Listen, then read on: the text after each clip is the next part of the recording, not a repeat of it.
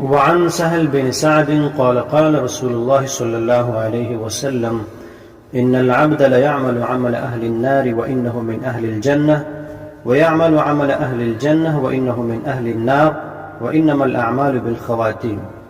فدي حدیث کې پیغمبر علیہ السلام مبارک فرمایي چې یو انسان داغه عمل به د جهنميانو کې یعنی د ګناه کارونه وکړي، لیکن داغه په تقدیر کې به الله جنتی لیکلی وي، نو دی به جنت ته ځي.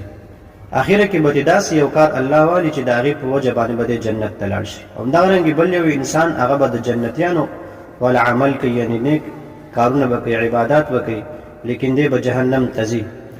اخیره کې به داسې یو عمل الله واخلي، یعنی داسې یو ګناه کار به وکړي چې د هغې په وجه باندې به جهنم ته لاړ شي. ولې د په تقدیر کې الله جهنمی لیکلی دی او د بل انسان په تقدیر کې الله جنتی لیکلی دی، نو دارومدار د اعمال پیغمبر علیه السلام فرمایي چې دا خاتمه لري دی.